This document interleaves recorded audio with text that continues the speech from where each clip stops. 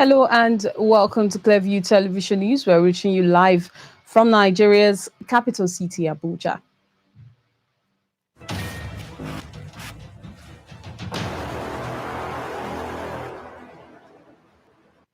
President Muhammad Buhari reveals his administration's plans to transform Nigeria, leveraging on the gas sector.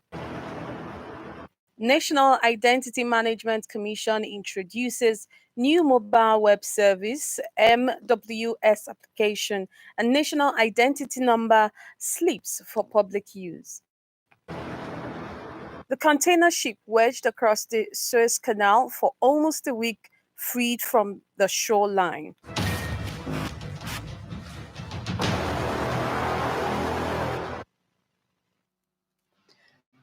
I am Prudence Okona with the details of these and more stories.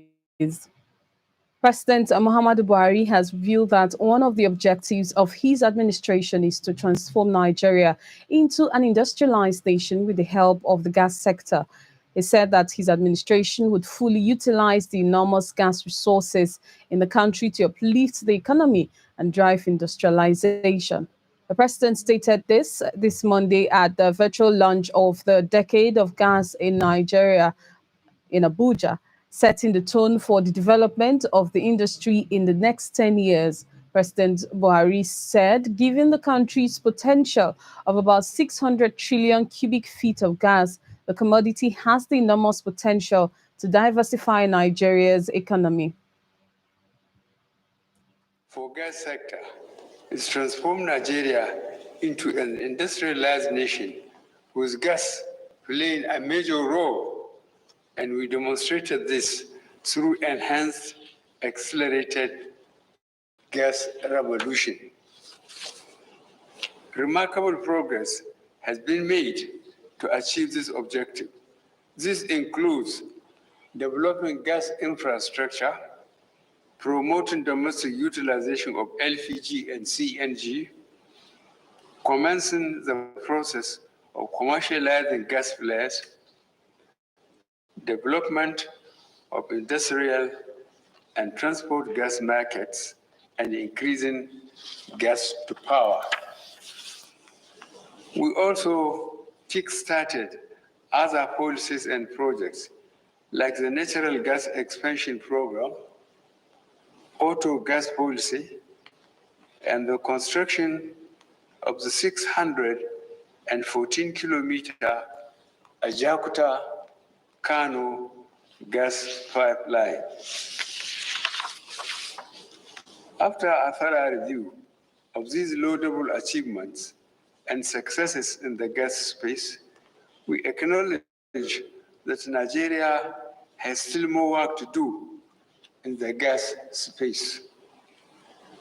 This has led the federal government to begin a more proactive push towards gas development.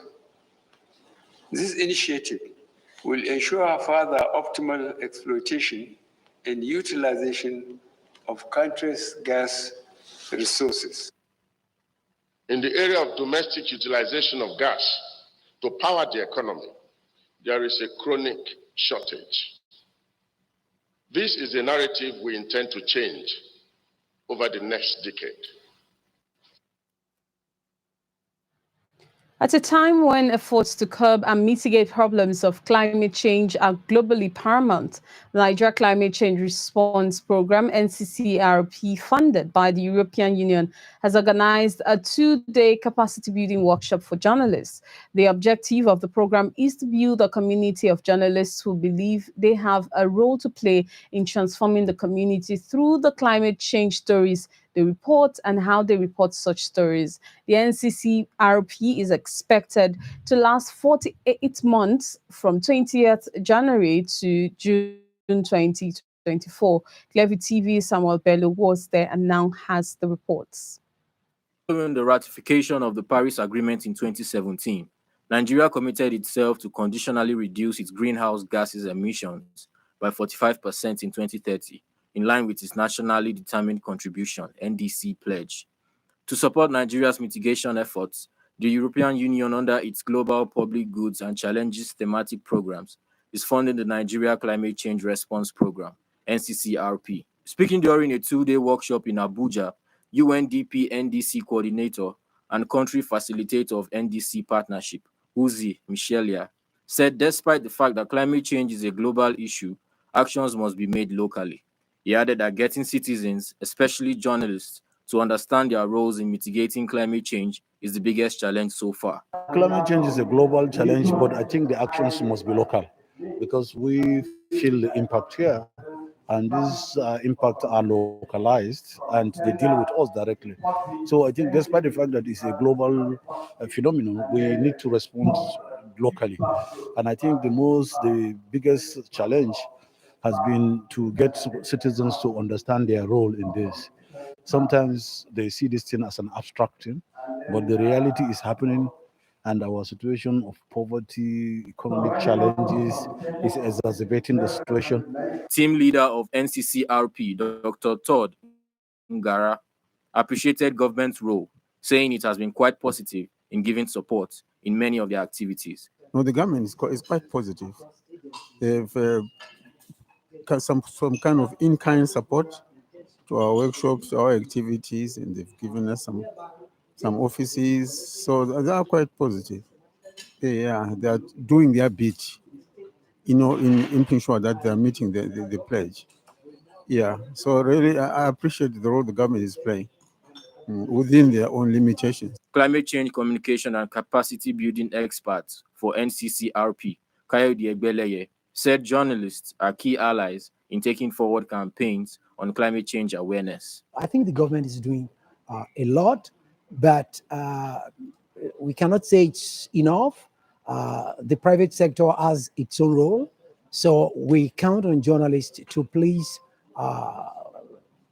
publicize the efforts of the government, but solicit more traction from private entrepreneurs. Nigeria Climate Change Response Program, NCCRP, is a climate change mitigation company that contributes to the country's progressive achievement of Sustainable Development Goal SDG 13 on climate action.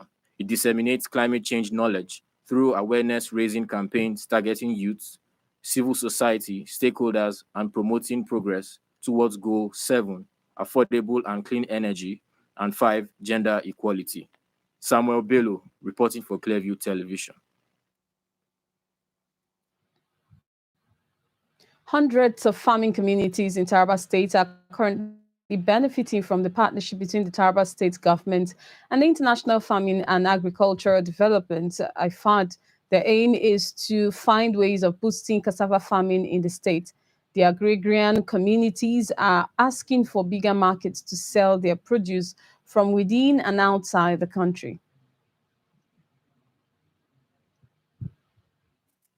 The much talked about diversification of Nigeria's economy from crude oil to agriculture starts with agrarian states adopting standard agricultural models.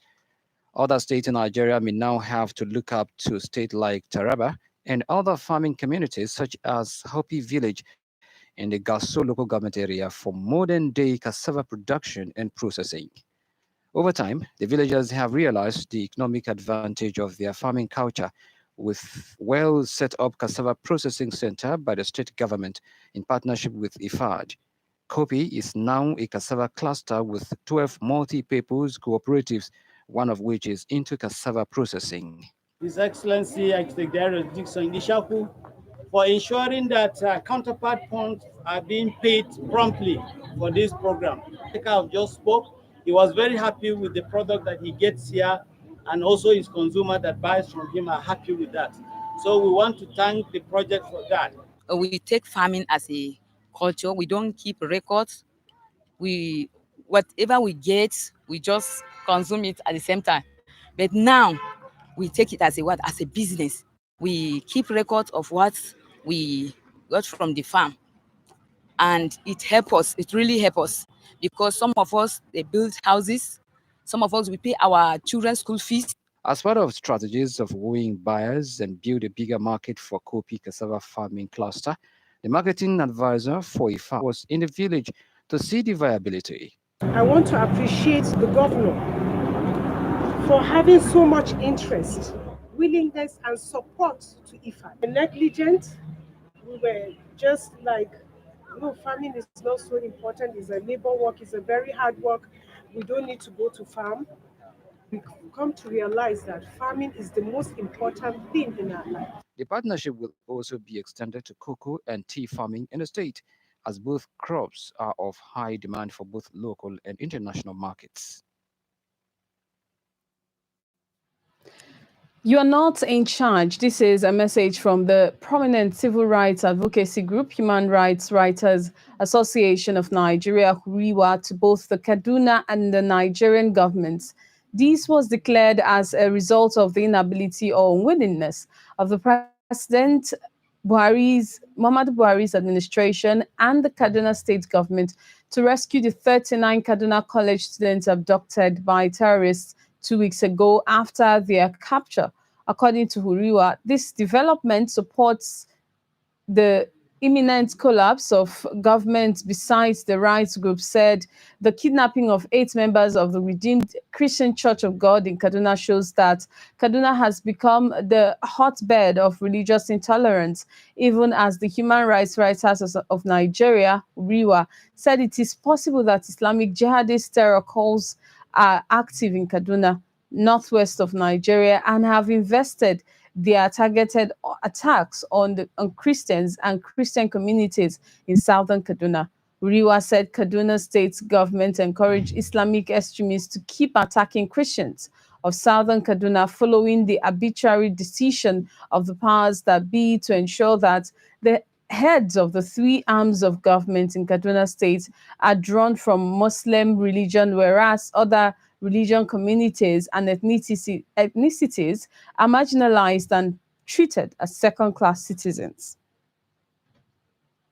Ahead of deadline for linkage of subscribers identify module SIM cards with national identity numbers NIN on April 9, the National Identity Management Commission has launched a new mobile web series application and moved national identity number slips for public use. The launch was performed by Minister of Communications and Digital Economy, Dr. Issa Pantami, through the Director General, Chief Executive Officer of NIMC, Engineer Aliyu A. Aziz. The head of corporate communications, NIMC, Kayode Adegoke, said the NIMC app comes with approved national identification slip for public use.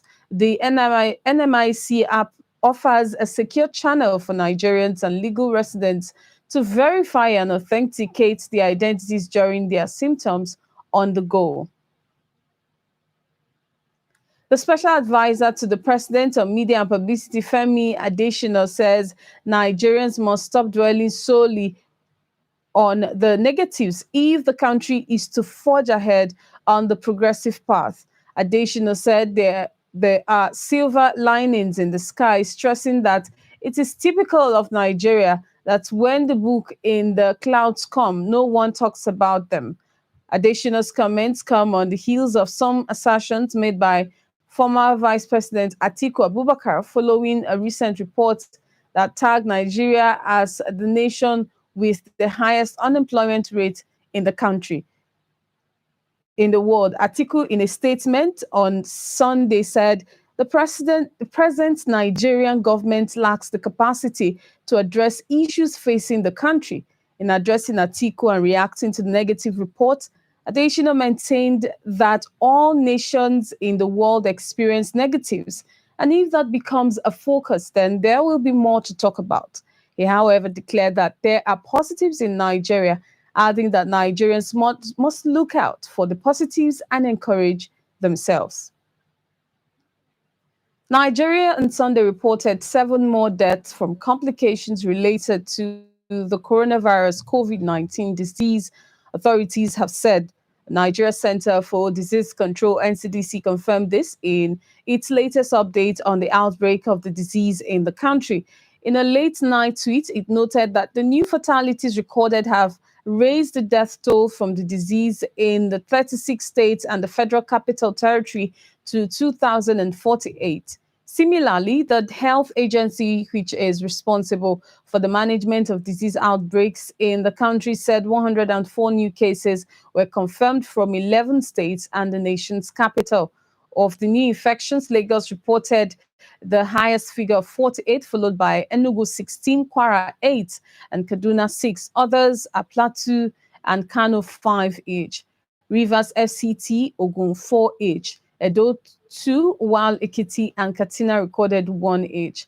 As of this Monday, Nigeria has a total of 162,593 confirmed cases of COVID-19, with 150,308 following the recovery of additional 103 people.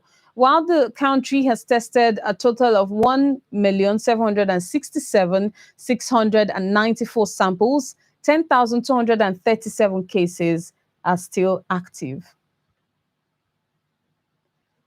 A 35-year-old woman, Sukurat Olajoke, mother of 6 and a resident of Agboele, Alakoye in the Igbo Ora, has been arrested by men of the Ogun State Police Command for killing her own 1-month-old baby and dumped the corpse in Ogun River in Abeokuta, the state capital. According to the police public relations officer DSP Abimbola Oyeyemi, said that the suspect was arrested when policemen attached to Enugada Divisional Headquarters Abeokuta, who are on routine patrol with the divisional police officer SP Baba Hamzat. Police sources said the suspect, who lives at Agboele Alakoya area of Igbora in Oyo State, during the course of interrogation, confessed that what she threw into the river was the corpse of her 1-month-old baby, whom she killed out of frustration. The command's police public relations officer said that preliminary investigation revealed that the suspect had given birth to 6 other children for 3 different men before another pregnancy for one man, simply identified as Hakim, who refused to accept the paternity of the child. The Commissioner of Police, CP Edward Ajogun, has ordered the immediate transfer of the suspect to the Homicide Section of the State Criminal Investigation and Intelligence Department for further investigation and prosecution. You're watching Clearview Television News. More stories to follow after this timeout. Clearview-Tv is online. Hello and welcome to Clearview Television News. We're reaching you live from Nigeria's capital city, Abuja. But the daily 7 p.m. news is broadcast on DSTV channel 255, MITV, with particular reference to gainful employment for all. You can also link up as you like us on Facebook, Clearview Television, and subscribe to our YouTube channel, Clearview TV.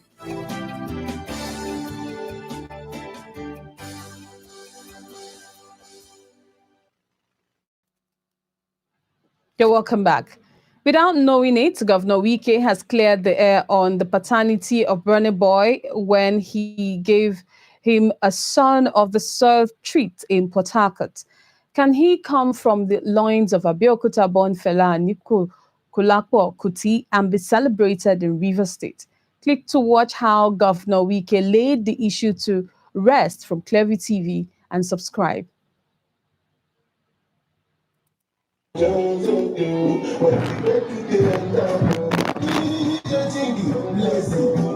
It's a grand homecoming for Rivers son Burna Boy. Led by the governor, the people of Rivers State rolled out the drums to celebrate their son Damini Ogulu, better known to the world as Burna Boy, for his Grammy Award.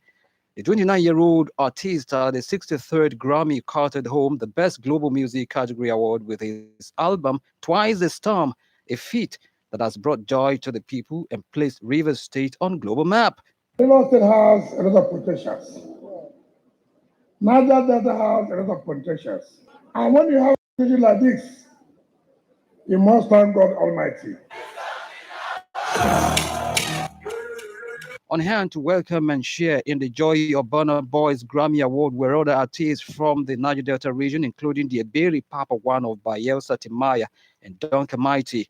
You done the flex, my boy doing good. The Rivers State Governor Yusuf Wiki conferred on the second highest honor in the state. Awarding DSSRS, the Single Service Star of Rivers State.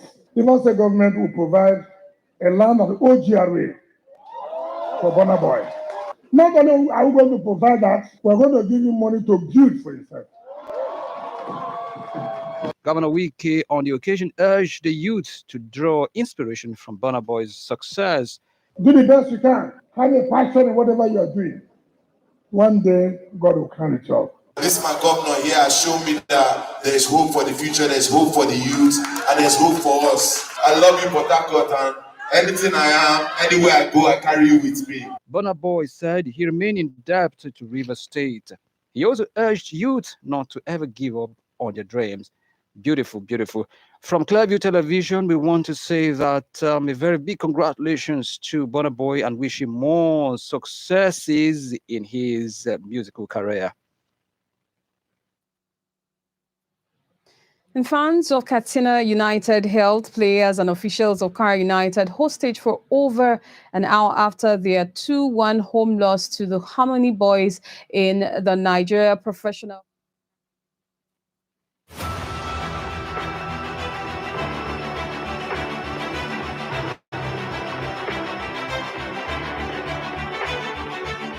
Nigeria will take on Lesotho in its final African Cup of Nations qualifier on Tuesday.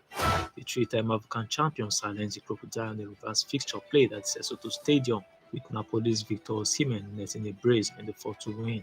In this encounter, both teams are expected to play for pride as nothing is at stake, since Ghetto's men have already booked their place in Cameroon, while the visitors won't scale through even if they get the win. The Super Eagles will be hoping to end their campaign unbeaten, while Tabo Senong's men are craving for their first win after 5 matches. Yeah, we're really happy. I think just being here in Lagos as well for the camp is something nice.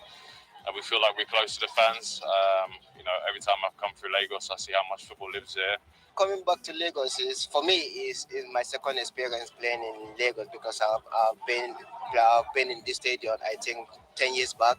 So I think for them, they will not understand that because most of the fans are not coming out to watch the game. So if all the fans are going to watch, that is when they will understand. When is in Lagos, you have to give all your best to know what you can do so that you win the game, because the fans are so crazy.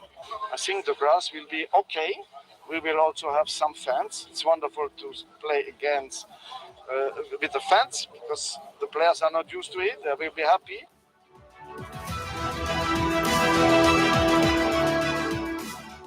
Alex Iwobi will not be available for Nigeria's final 2021 African Cup of Nations qualifier against Lesotho after testing positive for COVID-19. Everton forward Alex Iwobi tested positive before Saturday's 1-0 away win over Benin Republic and travelled back to Nigeria with the rest of the squad on Sunday. Iwobi has scored twice during the qualifying campaign for the delayed Cup of Nations, which will be hosted by Cameroon in January next year.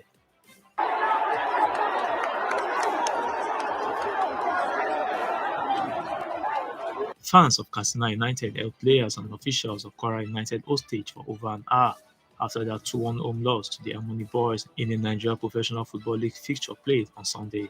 The visitors are taking the lead through Hafiz Nasiru in the 5th minute, but were pegged back in the 30th minute, courtesy of Joseph Atule's strike.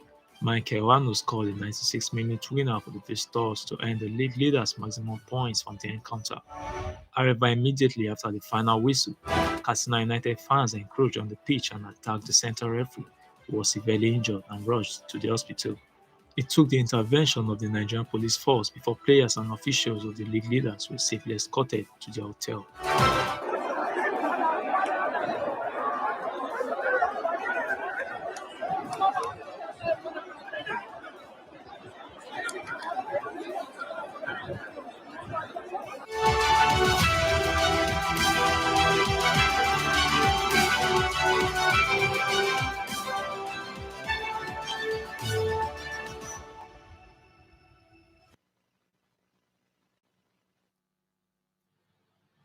Another foreign scene, the stern of a huge container ship that has been wedged across the Suez Canal for almost a week has been freed from the shoreline According to Suez Canal Authority, the cause of the 400-meter-long Ever Given has been corrected by 80%. It added that further efforts to move the boat would resume later this Monday. But the head of a company involved in the rescue efforts urged caution, warning that completing the operation would not be a piece of cake. The Ever Given has been blocking one of the world's busiest trade routes, forcing companies to reroute ships and causing long tailbacks of hundreds of vessels. The reports that the ship had been partially freed raised hopes that traffic along the canal could resume within hours, clearing the way for an estimated $9.6 billion of goods being held up each day. Rescue workers from the authority and the Dutch company Smith Salvage used tugs to wrench the rear of the ship from the canal bank. Alongside the tugs, dredgers have been digging out sand and mud from under the bow of the vessel. And Sarah Obama, the grandmother of the former U.S. President Barack Obama, has died aged 99 in Western Kenya. Her daughter told newsmen this Monday. Sarah Obama, popularly known as Mama Sarah, had admitted to the Jaramogi Oginga Odinga Teaching and Referral Hospital in Kisumu.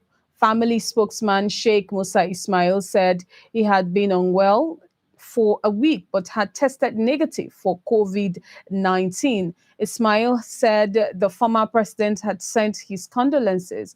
Once a simple countrywoman, Sarah was for a long time best known for the hot porridge and donuts she served at a local school, but she rose to world fame with the 2008 election of her step-grandson Barack as the first Black U.S. president. Already a national celebrity after the former Illinois Senator Barack Obama visited Kenya in 2006, Sarah's modest homestead became a tourist attraction with Obama's November 2008 election triumph.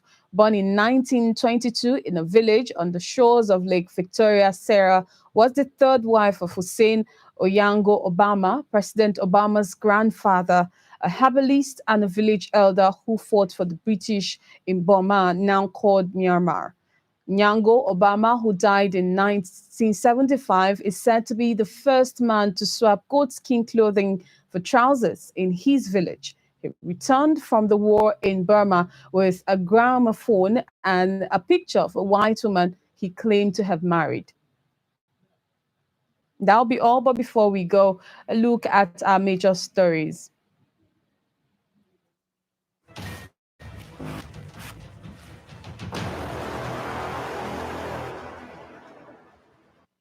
President Muhammadu Buhari has revealed that one of the objectives of his administration is to transform Nigeria into an industrialized nation with the help of the gas sector. The president stated this Monday at the virtual launch of the Decade of Gas in Nigeria.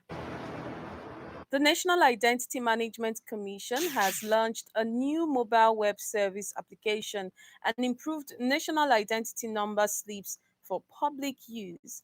The launch was performed by Minister of Communications and Digital Economy, Dr. Issa Pantami, through the Director General and Chief Executive Officer of the NIMC, Engineer Aliyu A. Aziz.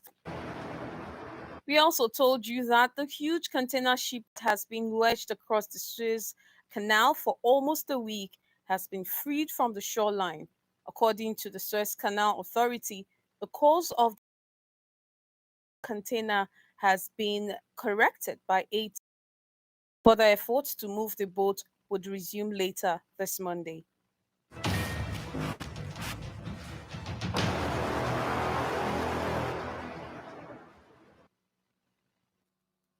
Remember, you can subscribe to our YouTube channel at Clearview-Tv, like us on Facebook at Clearview Television, follow us on Instagram at Clearview-TV_NG. You can follow us on our Twitter handle at Clearview Online.